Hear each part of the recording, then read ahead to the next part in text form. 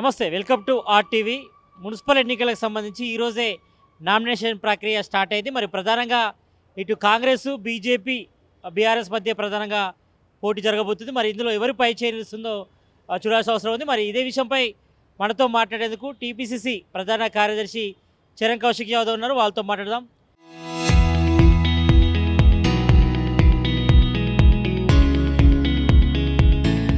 అలా చెప్పండి, ఇటు మున్సిపల్ ఎన్నికలకు సంబంధించి ఆదరబాదరగా నోటిఫికేషన్ ఇచ్చారంటూ కూడా ఇటు బీఆర్ఎస్, బీజేపీ నేతలు విమర్శిస్తున్నారు. ఎందుకంటే రేపటి నుంచి కూడా సమ్మక్క జాతర స్టార్ట్ కాబోతుంది 3 రోజుల పాటు కూడా. ఈ టైంలో నోటిఫికేషన్ ఇవ్వడం కరెక్ట్ కాదంటూ కూడా ఇటు బీజేపీ, బీఆర్ఎస్ నేతలు ఆరోపిస్తారు. దీనిపై ఏం చెప్తారు? ఈ ప్రక్రియ చాలా రోజుల సంది ఎక్సర్సైజ్ జరుగుతుంది. గ్రామ పంచాయతీ ఎలక్షన్ల అయిపోయిన తక్షణమే ఎలక్షన్ కమిషన్ ప్రక్రియ ప్రారంభించారు. ఓట్లు నమోదు చేసుకోవడం కోసం ఎలక్షన్ కమిషన్ టైం ఇచ్చింది. తర్వాత లిస్టులు అన్నీ కూడా రెడీ అయిన తర్వాత నోటిఫికేషన్ జారీ చేసిరు. ఏమన్నా కంప్లైంట్స్ ఉంటే కంప్లైంట్ చేయమని చెప్పారు. అదే కాకుండా తెలంగాణ రాష్ట్రంలో కాంగ్రెస్ ప్రభుత్వం అధికారంలోకి వచ్చిన తర్వాత ఇప్పటికే లేట్ అవుతుంది మున్సిపల్ ఎలక్షన్ సంబంధించి. ఎక్సర్సైజ్ అయిపోయింది. అదే కాకుండా నోటిఫికేషన్ కూడా జారీ చేశారు. కాబట్టి ఖచ్చితంగా ఎలక్షన్లు పెట్టాలని చెప్పేసి ప్రభుత్వం భావించింది. ఎందుకంటే 3,000 కోట్ల రూపాయలు ల్యాబ్స్ అయ్యే అవకాశం ఉంది. అదే కాకుండా కోర్టు కూడా మనం చెప్పినాం కాబట్టి ఖచ్చితంగా కోర్టు డైరెక్షన్ ఎలక్షన్ జరిగినాయి కాబట్టి దానిలో భాగంగా ఎలక్షన్ పెడతా ఉన్నారు. దీన్ని రాజకీయం చేసే ప్రయత్నంలో BRS party Bharatiya Janata party ముందుకు పోతా ఉన్నాయి. సమ్మక్క సారక్క సంబంధించి ఈ నెల 31 తారీఖున పండగ మొత్తం కంప్లీట్ అవుతుంది. 3 తర్వాత మాత్రమే ప్రచారం స్టార్ట్ అవుతుంది. అంటే దాదాపు ఇంకా టైం ఉన్నది, ఎవరికి ఇబ్బంది జరగదని చెప్పి ప్రభుత్వం భావించింది. కాబట్టి ములుగులో కూడా ఆల్రెడీ నోటిఫికేషన్ వచ్చింది, ములుగు మున్సిపల్ సంబంధించి. అంటే నామినేషన్ ప్రక్రియకు ఓన్లీ 3 రోజులు ఇచ్చారు కదా. ఈరోజు ఆల్రెడీ నామినేషన్ వేస్తున్నారు. రేపు, ఎల్లుండి వరకే ఉంది. 3 డేసే ఉంది. కొంచెం డిలే చేస్తే బాగుండని కూడా ప్రధానంగా వినిపిస్తుంది ఇటు బీజేపీ అండ్ బీఆర్ఎస్ నేతల నుంచి కూడా. ఆల్రెడీ పోటీ చేయాల్సిన వాళ్ళు ఆల్రెడీ రెడీ చేస్తున్నారు. ఈ రోజు ఉన్నది, రేపు ఎల్లుండి, చాలా ఎక్కువ టైం ఇది. మొన్న సర్పంచ్ ఎలక్షన్ కూడా అదే టైం ఇచ్చారు కదా. సర్పంచ్ ఎలక్షన్ జరగలేదు సజావుగా. మీరేంటంటే సెంటిమెంట్ మీద రాజకీయం చేయాలి. కాంగ్రెస్ ప్రభుత్వానికి ఎక్కడ మంచి పేరు వస్తుందో. ఎందుకంటే మున్సిపాలిటీకి సంబంధించి దాదాపు కాంగ్రెస్ ప్రభుత్వం వచ్చిన తర్వాత 17,000 కోట్ల రూపాయలు కేటాయించుకొని తెలంగాణ రాష్ట్రంలో కాంగ్రెస్ ప్రభుత్వం ముందుకు పోతా ఉంది. అదే కాకుండా కొత్తగా ఏర్పడ్డ మున్సిపాలిటీలకు 15 కోట్లు, ఆల్రెడీ ఉన్న మున్సిపాలిటీలో గ్రామాల విలువైతే 20 కోట్ల రూపాయలు, కార్పొరేషన్లో కూడా ఆల్రెడీ నిధులు కూడా కేటాయించింది రాష్ట్ర ప్రభుత్వం. దానిలో భాగంగా ప్రతి వీధిన గ్రామాన డెవలప్మెంట్ వర్క్స్ అని కూడా జరుగుతూ ఉన్నాయి. ఒక నల్గొండ మున్సిపాలిటీకి 251 కోట్ల రూపాయలు కేటాయించింది. అదే కాకుండా చాలా మున్సిపాలిటీలు కూడా కార్పొరేషన్కి అప్గ్రేడ్ అయినాయి. నిజామాబాద్ సంబంధించి ప్రతి డివిజన్కు 1 కోటి రూపాయలు, 60 డివిజన్లు 60 కోట్ల రూపాయలు కేటాయించింది. కాబట్టి తెలంగాణ రాష్ట్రంలో ఉధృతంగా పనులు నడుస్తూ ఉన్నాయి. కాంగ్రెస్ పార్టీకి ఎక్కడ పట్టణ ప్రజలు అదేవిధంగా పట్టం కడతారని చెప్పేసి BRS party Bharatiya Janata party ఒకటై కాంగ్రెస్ ప్రభుత్వం మీద అపవాదం నెట్టే ప్రయత్నం వారు చేస్తూ ఉన్నారు. మున్సిపల్ ఎన్నికలు కూడా పార్టీ గుర్తు మీద సాగుతాయి. మరి మొదటి నుంచి కూడా మీరు చెప్పారు, మీ ఏఐసీసీ అగ్రనేత రాహుల్ గాంధీ కూడా కామారెడ్డి డిక్లరేషన్లో భాగంగా బీసీలకు 40% రిజర్వేషన్ ఇచ్చిన తర్వాతనే ఎన్నికల ప్రక్రియ కూడా మిగతాది ఫర్దర్గా జరుగుతుందని కూడా అప్పట్లో చెప్పారు. మరి ఇప్పటికే సర్పంచ్ ఎన్నికలు జరిగినాయి. మరి సర్పంచ్ ఎన్నికలు అంటే పార్టీ గుర్తులు ఉండవు, అయిపోయింది, ఓకే. ఇటు మున్సిపల్ ఎన్నికలు కూడా మరి పార్టీ గుర్తులకు సంబంధించి ఉంటుంది కాబట్టి మరి బీసీల సంగతి ఏంది? మరి ఇదంతా ఉత్తకదేనా? మరి బీసీలకు 40% రిజర్వేషన్ ఇస్తా అన్నారు, మరి ఇప్పటివరకైతే అమలు చేయలేదు. మరి బీసీలు కూడా ఆగ్రహం వ్యక్తం చేస్తున్నారు. మరి ఇటు ఆదరాబాదరా నోటిఫికేషన్ రిలీజ్ చేశారు. మరి బీసీలకు ఇస్తున్న హామీ ఏమైంది? మరి మర్చిపోయిందా కాంగ్రెస్? మరి అధికారం లేనప్పుడు ఒక రకంగా, అధికారం ఉన్నప్పుడు ఈ రకంగా కాంగ్రెస్ బిహేవ్ చేస్తుంది. మరి బీసీలకు 40% రిజర్వేషన్ ఇచ్చిన తర్వాతనే మున్సిపల్ ఎన్నికలు నిర్వహించాలని కూడా మరి బీసీ సంఘాలను కూడా డిమాండ్ చేస్తున్న పరిస్థితి కనిపిస్తుంది. దీనిపై ఏమంటారు? కాంగ్రెస్ పార్టీ గుర్తుపెట్టుకోవాలి, సర్పంచ్ ఎలక్షన్లో 21% పైగా అధికారికంగా రిజర్వేషన్ ఇచ్చి మిగతాది పార్టీ పరంగా ఇచ్చారు. ఇప్పుడు 34% అధికారికంగా, హైదరాబాద్లో అయితే ఏకంగా 40%. అదే కాకుండా ఇక్కడ అయితే నిజామాబాద్ అయితే 43% బీసీల రిజర్వేషన్. కాబట్టి ఎస్సీ ఎస్టీలు మున్సిపల్లో తక్కువ ఉన్నారు కాబట్టి 34% రిజర్వేషన్ అది అఫీషియల్గా వచ్చింది ఓవరాల్ చూసినప్పుడు. అదే కాకుండా ఎక్కడైతే తక్కువ వచ్చిందో కొత్తగూడెం మున్సిపాలిటీలో బీసీలకు తక్కువ వచ్చింది, 21% వచ్చింది. రామగుండంలో ఎస్సీలు ఎక్కువ ఉన్నారు, కొత్తగూడెంలో ఎస్టీలు ఎక్కువ ఉన్నారు. ఎస్టీల జనాభా తీసేసిన తర్వాత, ఎస్సీల జనాభా తీసేసిన తర్వాత మిగిలిన దాంట్లోనే 50% లోపల రిజర్వేషన్ ఇవ్వాలి. గతంలో బీఆర్ఎస్ ప్రభుత్వం ఇచ్చింది 23% మాత్రమే, వాళ్ళు 34% కూడా ఇవ్వలే. కాంగ్రెస్ ప్రభుత్వం 34% ఇచ్చి పార్టీ పరంగా 42% పైగా కాంగ్రెస్ ప్రభుత్వం పార్టీ పరంగా ఇవ్వబోతుంది. మున్సిపల్ చైర్మన్ కావచ్చు, కౌన్సిలర్ కావచ్చు, కార్పొరేటర్లో. అదే కాకుండా తెలంగాణ రాష్ట్రంలో కులగన్న సంబంధించి కావచ్చు రిజర్వేషన్ పెంచే అంశాలు ఎక్కడ చిన్న పొరపాటు చేయకుండా తెలంగాణ రాష్ట్రంలో కాంగ్రెస్ ప్రభుత్వం ముందుకు పోయిందనే విషయాన్ని తెలంగాణ సమాజం గమనించింది. కాబట్టి 66% సీట్లు సర్పంచ్ ఎలక్షన్లో కాంగ్రెస్ పార్టీ కట్టగబెట్టారు. అదే కాకుండా ఇప్పుడు కూడా మున్సిపల్ అత్యధిక మున్సిపల్ కావచ్చు, కౌన్సిలర్ కావచ్చు, కార్పొరేట్ కాంగ్రెస్ పార్టీ గెలవబోతుంది. ఎందుకంటే కాంగ్రెస్ ఎక్కడ చిన్న పొరపాటు చేయలే, కులగన్న చేసిరు, క్యాబినెట్లో చర్చ చేసిరు, అసెంబ్లీలో చర్చ చేసిరు, 2 సార్లు అవకాశం ఇచ్చారు, ఆన్లైన్లో అవకాశం ఇచ్చారు, హైకోర్టులో, సుప్రీంకోర్టులో, కేంద్రంతో, రాష్ట్రపతి అన్ని విధాలుగా జంతర్ మంతర్ ధర్నాలుగా అన్ని కాంగ్రెస్ పార్టీ చేయాల్సిన ప్రక్రియ ఎక్కడ చిన్న పొరపాటు చేయలేదు. కేంద్రంలో భారతీయ జనతా పార్టీ సర్కారు ఉంది కాబట్టి రాష్ట్రంలో ఒక మాట కేంద్రంలో ఒక మాట మాట్లాడుతూ బీసీల రిజర్వేషన్ పెంచామని చెప్తే కేంద్ర ప్రభుత్వం పెంచలేని విషయాన్ని తెలంగాణ సమాజం గమనించింది. కాబట్టి గ్రామీణ స్థాయిలో ఉన్న ప్రజల కన్నా కూడా ఇప్పుడు పట్టణాల్లో ఉన్న వాళ్ళంతా చదువుకున్న వారు, విజ్ఞులు, ఉద్యోగస్తులు, ఎంప్లాయీస్ ఉంటారు కాబట్టి ఖచ్చితంగా కాంగ్రెస్ పార్టీకి మీద ఇంకా వాళ్ళు ఎక్కువ ప్రేమ చూపిస్తాం. కాంగ్రెస్ పార్టీ వచ్చిన తర్వాత డెవలప్మెంట్ యాక్టివిటీస్ కావచ్చు, తెలంగాణ రాష్ట్రంలో బీఆర్ఎస్ పార్టీ ఆనాడు 9 సంవత్సరాల కాలంలో వాళ్ళు ఎంజాయ్ చేసింది తప్ప డెవలప్మెంట్ ఎలాంటి జరగలేదు. అదే కాకుండా ఉద్యోగాల కల్పన కావచ్చు, ప్రైవేట్ రంగంలో ఉద్యోగాలు కావచ్చు, ప్రభుత్వ రంగంలో ఉద్యోగాలు కావచ్చు, మున్సిపల్లో రిజర్వేషన్ కావచ్చు, బీసీలకు సంబంధించిన ప్రయారిటీ కావచ్చు, ప్రజాస్వామ్యం కావచ్చు, అన్ని విషయాల మీద ఈసారి ఎలక్షన్లో ఓటు వేయబోతున్నాం కనుక ఖచ్చితంగా మున్సిపల్లో కాంగ్రెస్ పార్టీ అత్యధిక మున్సిపల్ చైర్మన్లు, కార్పొరేటర్లు, మేయర్లు గెలవబోతాం. 116 మున్సిపాలిటీలు, 7 కార్పొరేషన్లకు కూడా ఎన్నికలు జరగబోతున్నాయి. మరి ఇందులో బీసీలకు మేజర్గా ఎన్ని స్థానాలు ఇవ్వబోతున్నారు, ఎన్ని సీట్లు ఇవ్వబోతున్నారు? 42% నుంచి 60% అని చెప్పి గతంలో చెప్పినాం. దానికి కాంగ్రెస్ పార్టీ కట్టుబడి ఉంది. 42% పైగానే 60% లోపు అని చెప్పేసి మా మహేష్ కుమార్ గౌడ్ గారు కాంగ్రెస్ పార్టీ అధ్యక్షుడిగా పిలిపించారు. ముఖ్యమంత్రి గారు చాలా స్పష్టంగా చెప్పారు, బీసీలకు సంబంధించి కాంగ్రెస్ పార్టీ కాపాడుకుంటుంది. బీసీలను కాంగ్రెస్ పార్టీ కాపాడింది కాబట్టి రాష్ట్ర అధ్యక్షుడు బీసీ ఉన్నాడు. అదే కాకుండా డిప్యూటీ సీఎం ఎస్సీ ఉన్నాడు. నేను ఓసీ ఉన్నప్పటికీ కూడా తెలంగాణ రాష్ట్రంలో సబ్బండ వర్గాలను కాపాడుకునే ప్రయత్నంలో భాగంగా సోషల్ జస్టిస్తో తెలంగాణ రాష్ట్రం కాంగ్రెస్ ప్రభుత్వం ముందుకు పోతుంది. పక్కన కర్ణాటక రాష్ట్రంలో బీసీ యాదవ్ సమాజ్కు సంబంధించి సిద్ధరామయ్య గారు ఉన్నారు. డికే శివకుమార్ గారు ఓసీగా డిప్యూటీ సీఎం ఉన్నారు. ఖర్గే జాతీయ స్థాయిలో కాంగ్రెస్ పార్టీ అధ్యక్షులు ఉన్నారు. రాజ్యసభలో వారు ప్రో లీడరు, లోక్సభలో రాహుల్ గాంధీ గారు ఓసీ. కాంగ్రెస్ పార్టీ ఎక్కడ కూడా చిన్న పొరపాటు చేయకుండా ఎస్సీ ఎస్టీ బీసీలను కాపాడుకునే ప్రయత్నం ముందుకు పోతా ఉంది. దానిలో భాగంగా బీసీలను కడుపులో పెట్టుకుని చూసే ప్రయత్నంలో కాంగ్రెస్ ప్రభుత్వం ముందుకు పోతుంది. కాకపోతే కేంద్రంలో కాంగ్రెస్ పార్టీ లేదు కాబట్టి రాష్ట్ర ప్రభుత్వం చేతిలో చేయాల్సిన ప్రక్రియలో ఎక్కడ చిన్న పొరపాటు చేయకుండా చేయాల్సిన ప్రక్రియ చేసిందని చెప్పి తెలంగాణ సమాజం నమ్మిరు. గ్రామీణ ప్రజలు ఖచ్చితంగా పట్టణ ప్రజలు కూడా నమ్ముతారని పూర్తి విశ్వాసంతో ఉన్నారు. మున్సిపల్ టికెట్ల కేటాయింపు విషయంలో మీ మధ్య అంటే ఇంటర్నల్గా కూడా కొంతవరకు పంచాయతీ అవుతుంది. ఇప్పుడే కొద్దిసేపటి క్రితమే మాజీ ఎమ్మెల్సీ జీవన్ రెడ్డి మాట్లాడుతూ మరి అక్కడ సంజయ్ కుమార్ డామినేషన్ ఎక్కువ ఉంది, మరి కాంగ్రెస్ కార్యకర్తలు బలి చేస్తున్నారు, మరి తన క్యాడర్ మాత్రం డెవలప్మెంట్ చేసుకుంటాడు ఒక ఆరోపణ అయితే వస్తుంది. మరి మేజర్గా మరి మొదటి వచ్చిన వారికి మీ మున్సిపల్ టికెట్లో టికెట్లు ఇస్తారా, లేకపోతే పార్టీ మారిన వాళ్ళకు టికెట్ ఇస్తారా? మరి ఏం నిర్ణయించబోతుంది మీ party? TPCC chief Mahesh Kumar Goud గారి మరి ఏం చెప్పబోతున్నారు? మరి మొదటి నుంచి పాస్ చేసిన వారికి ప్రయారిటీ ఇవ్వాలి కదా.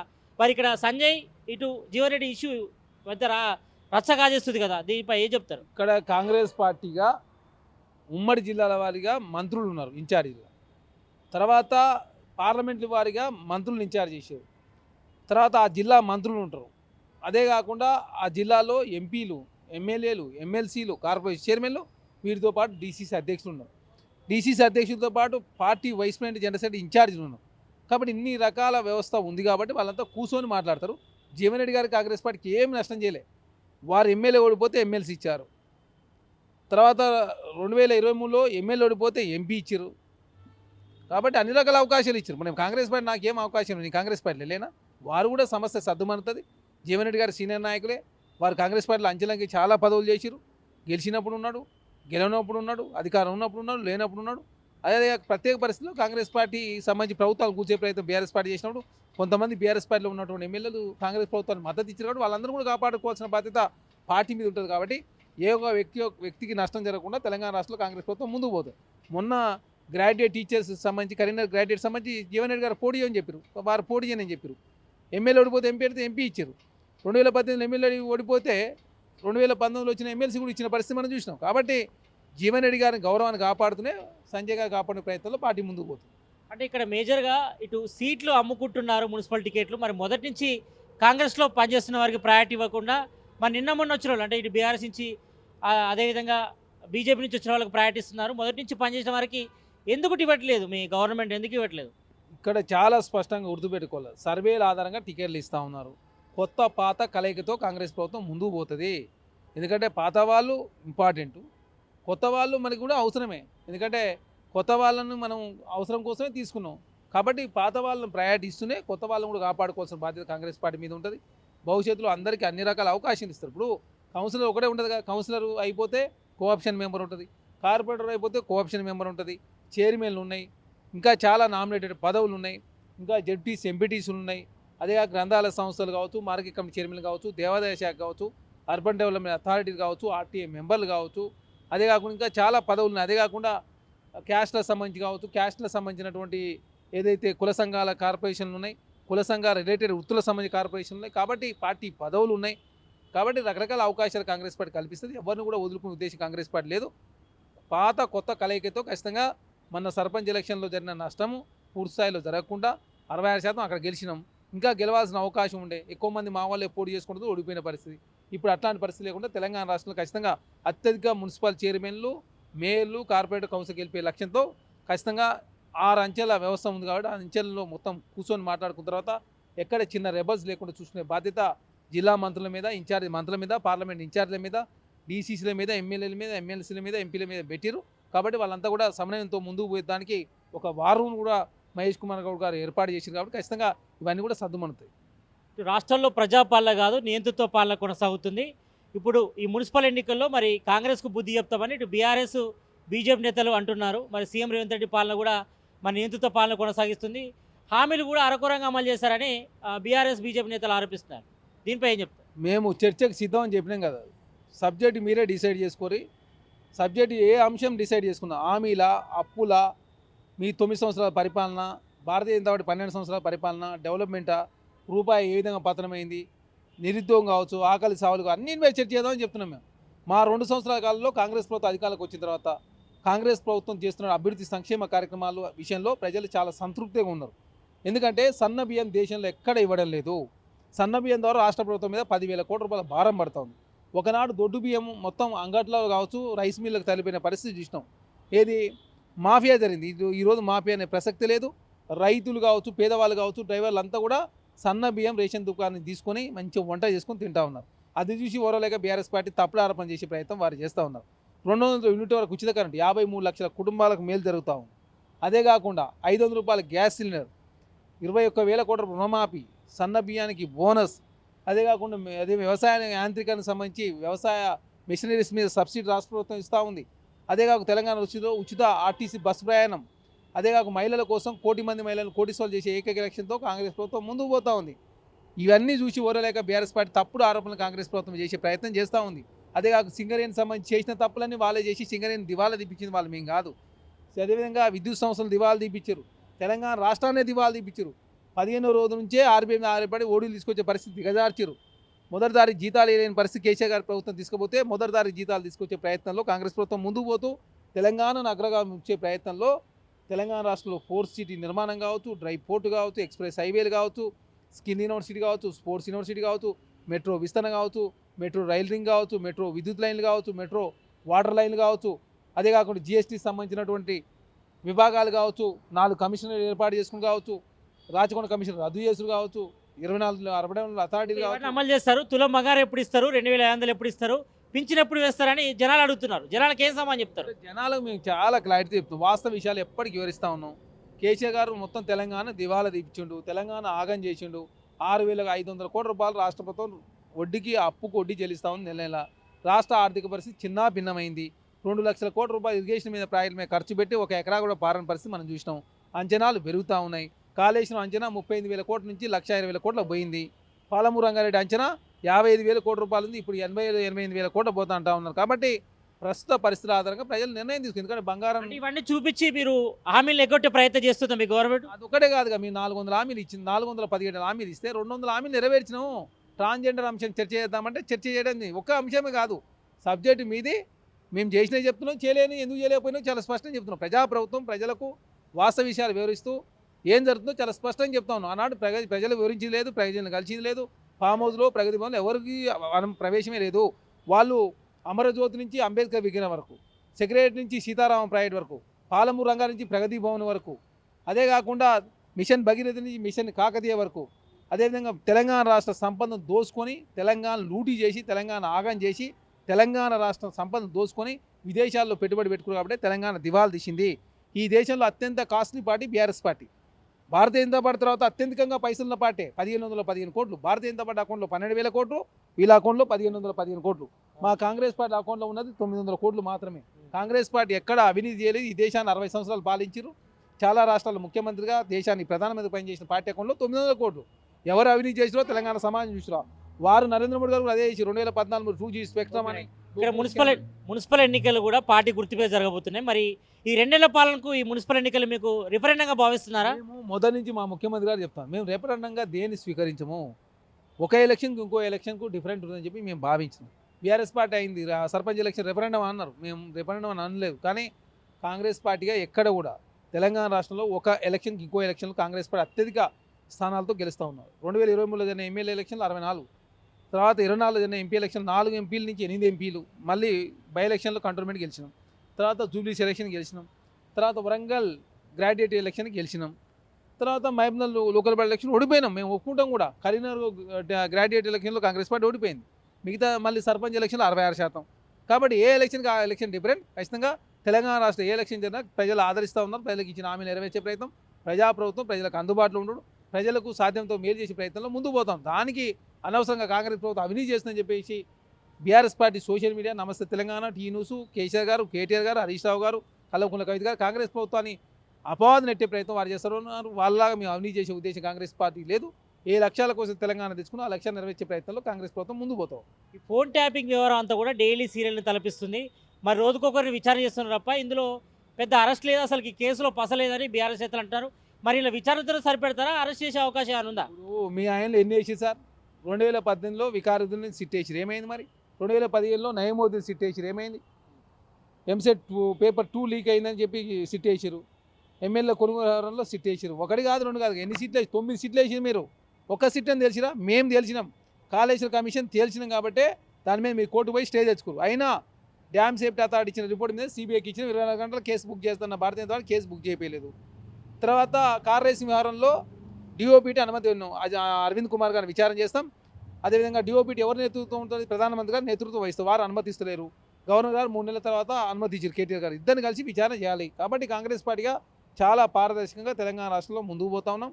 చాలా త్వరితగతిన పరిష్కరించే ప్రయత్నంలో ముందుకు పోతాం. కేంద్ర ప్రభుత్వం భారతీయ జనతా పార్టీ కూడా ఎడెన్బర్గ్ మీద రిపోర్టు మీద వేసిరు. వాళ్ళు వార్యాల్లో ధాన్యం కుంభకోణం మీద వేసిరు. ఇందులో అరెస్ట్ ఉంటుందా ఉండదా? ఓన్లీ విచారణతో సరిపడతాయి. ఇప్పటివరకు అరెస్ట్ అయ్యారు కదా. ప్రభాకర్ రావు గారు అరెస్ట్ అయ్యారు, భుజంగరావు గారు అరెస్ట్ అయ్యారు, ప్రణీత్ రావు గారు అరెస్ట్ అయ్యారు, రాధాకిషన్ రావు గారు అరెస్ట్ అయ్యారు, శ్రవణ్ రావు గారు అరెస్ట్ అయ్యారు. అందరూ అరెస్ట్ అయ్యారు కదా. ఇందులో పాతదారులు మాత్రమే అరెస్ట్ చేస్తున్నారు. మరి సూత్రధారిని ఎప్పుడు అరెస్ట్ చేస్తారు? సూత్రధారుల ఎవరు ఆధారాలు ఉంటే వాళ్ళని అరెస్ట్ చేస్తా ఉంది. ఆధార సమకూర్చడం కోసమే ఇక్కడ సాక్షిగా పిలిచి విచారణ చేస్తూ అదేవిధంగా వాస్తవ విషయాలన్నీ కూడా తీసుకునే ప్రయత్నంలో సిట్టు ముందుకు పోతా ఉంది. కాబట్టి తినబోతుంది రిషేంద్కి అన్నట్టు తెలంగాణ రాష్ట్రంలో ఫోన్ ట్యాపింగ్ పాల్పడ్డది సంతోష్ రావు గారు, హరీష్ రావు గారు, శ్రవణ్ రావు గారు, అదే కాకుండా కేటీఆర్ గారు, బీఆర్ఎస్ పార్టీ, కల్వకుంట్ల కుటుంబం, ఒక సామాజిక వర్గం మొత్తం తెలంగాణ రాష్ట్రంలో అందరి ఫోన్లు ట్యాపింగ్ చేసి పైశాచిక ఆనందం పొందిరు.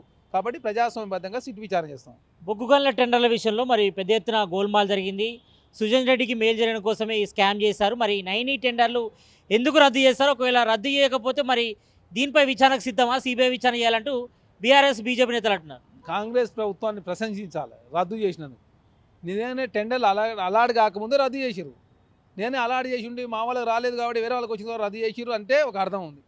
అలాడ్ కాకముందే వచ్చిన ఆరోపణల ఆధారంగా డిప్యూటీ సీఎం గారు, ముఖ్యమంత్రి గారు మాట్లాడుకొని రద్దు చేసి తప్పేంది? మీ ఆయన ఎన్ని రద్దు చేసిరు? పాలమూరు రంగారెడ్డి రద్దు చేయలేదు. మీరు రద్దు చేసి అంచనాలు పెంచి వేరే వాళ్ళకి ఇస్తే మీరు కరెక్టు. అదే కాకుండా కాళేశ్వరానికి సంబంధించి ఆనాడు 10,000 కోట్ల రూపాయలు అంబేద్కర్ సుజలా సెవెంత్ ప్రాజెక్ట్ రద్దు చేసి అంచనాలు పెంచి 1,20,000 కోట్ల రూపాయలు ఇచ్చారు. మీరు చేసే కరెక్ట్ కాంగ్రెస్ పార్టీ చేసి తప్పైనా అది. మీరు చేసిన దోపిడీ అంతా అయినా మరి ఎవరు? సుధీర్ సుజన్ రెడ్డి, కందాల ఉపేంద్ర రెడ్డి గారు అల్లుడు కాదా? కందాల ఉపేంద్ర రెడ్డి కూతురుకు మీరు కంపెనీకి ఆనాడు కాళేశ్వరంలో 5వ ప్యాకేజ్ ఇవ్వలేదా? తర్వాత సింగరేణిలో 2 టెండర్లు ఇచ్చింది మీరేగా, ఎక్స్ట్రా 10% ఇచ్చింది మీరే కదా, మేము కాదు కదా. ఇప్పుడు ఎందుకు వస్తూ ఉంది అంటే ఫ్యామిలీ అంశం వస్తుంది కాబట్టి, ఫ్యామిలీ రేవంత్ రెడ్డి గారు బాంబడుతుంటే తెలంగాణ సమాజం ఎక్కువ స్వీకరిస్తారు కాబట్టి, అంశం ఎద్దెత్తిన జనాల్లో పోతుంది కాబట్టి ఈ అంశాన్ని డైవర్ట్ చేయడం కోసం మాత్రమే బీఆర్ఎస్ పార్టీ సుధీర్ సుజన్ రెడ్డి గారి పేరు తీసుకొస్తా ఉన్నది. ఇక్కడ చట్టం ప్రకారం మాత్రం ముందుకు పోయింది కాబట్టి 4 టెండర్లు ఇచ్చారు. ఇప్పుడు 4 టెండర్లకు సంబంధించి కూడా ప్రతిమ వాళ్ళకి వస్తే వాళ్ళు బీఆర్ఎస్ ప్రభుత్వంలో ఉన్నారు, వాళ్ళు చుట్టాలే. కేసీఆర్ గారికి, హరీష్ రావు గారికి, మురళీధరరావు గారు వారి బంధువే, వాళ్ళ అవినీతి ఆరోపణలు జైల్లో ఉన్నారు. తర్వాత ఏదైతే సుధాకర్ రావు గారు ఎక్స్ఎమ్మెల్సీ, వారు కేసీఆర్ గారు, కేటీఆర్ గారు బంధువు. అరే మీ బంధువుల మీ చుట్టాల టెండర్లు వస్తే కాంగ్రెస్ ప్రభుత్వం చట్టబద్ధంగా చేసిన విషయాన్ని తెలంగాణ సమాజాన్ని చెప్పాల్సిన వాళ్ళు అనవసరంగా అవినీతి జరిగిందని చెప్పి తెలంగాణ సమాజాన్ని తప్పుదారి పడిచే ప్రయత్నం బీఆర్ఎస్ పార్టీ చేస్తూ ఉంది. ఎక్కడ తెలంగాణ రాష్ట్ర ప్రభుత్వంలో, ప్రజాప్రభుత్వంలో అవినీతి తావు లేదన్న విషయాన్ని తెలంగాణ సమాజం గమనించరు. నైనిక్ కంపెనీకి సంబంధించి ఇచ్చింది జస్ట్ 250 కోట్లే. మరి మెగా కిషన్రెడ్డికి ఇంకెక్కువ ఇవ్వడం కోసమే 9 టెండర్ రద్దు చేసిరు. దాదాపు 25,000 కోట్లు మెగా కిషన్రెడ్డికి కట్టబెట్టడంలో భాగంగానే ఈ రకంగా స్కామ్కు తెరలేపారని కూడా ఒక ఆరోపణ వస్తుంది. దీనిపై ఏం చెప్తారు? ఎక్కడ గుర్తుపెట్టుకోండి, తెలంగాణ రాష్ట్రంలో ఏ టెండర్ అయినా కూడా టెండర్ ప్రక్రియలో భాగంగా ఎవరైతే తక్కువ కోడ్ చేస్తారో, ఎవరైతే ఎలిజిబిలిటీ ఉంటుందో సైట్ విజిట్ నిబంధన కూడా ఈనాడు తెచ్చింది. 2018లో బీఆర్ఎస్ ప్రభుత్వం ఉంది, కేంద్రంలో ఉన్న నేషనల్ మినరల్ డెవలప్మెంట్ దాంట్లో ఉన్నది. కేంద్ర ప్రభుత్వం ఇచ్చే ఏ టెండర్లో అయినా సైట్ విజిట్ ఉంటుంది. సైట్ విజిట్ నిబంధన లేకపోతే సింగరేణి సంస్థ నష్టమయ్యే అవకాశం 3-4 నెలల పాటు వర్క్ డిలే అవుతుంది. అదే కాక 100 కోట్ల రూపాయలు నష్టం అవుతుంది. కాంట్రాక్ట్ పొందిన సంస్థ ₹1 కోటి మాత్రం నష్టం అవుతుంది. కాబట్టి అది సింగరేణి బోర్డులో దాదాపు రాష్ట్ర ప్రభుత్వం నుంచి 4, కేంద్ర ప్రభుత్వం నుంచి 3, 4 స్వతంత్ర డైరెక్టర్లు కూర్చొని దేశంలో ఇట్లాంటి నిబంధన ఉందని చెప్పేసి ఉన్న తర్వాత బీఆర్ఎస్ ప్రభుత్వం గతంలో పెట్టిందని చెప్పి తెలిసిన తర్వాత కేంద్ర ప్రభుత్వం కావచ్చు పక్క రాష్ట్రాలు ఉంది కాబట్టి ఆ నిబంధన పెట్టారు. ఇంతవరకు ఎవరు కూడా సైట్ విజిట్ సంబంధించి సర్టిఫికేట్ ఇవ్వలేదని చెప్పి ఎవరు చెప్పాలి. అయినా బీఆర్ఎస్ పార్టీ రాజకీయం చేసే ప్రయత్నంలో ముందుకు పోతా ఉన్నది. కాబట్టి తెలంగాణ సమాజం గమనిస్తూనే ఉన్నది.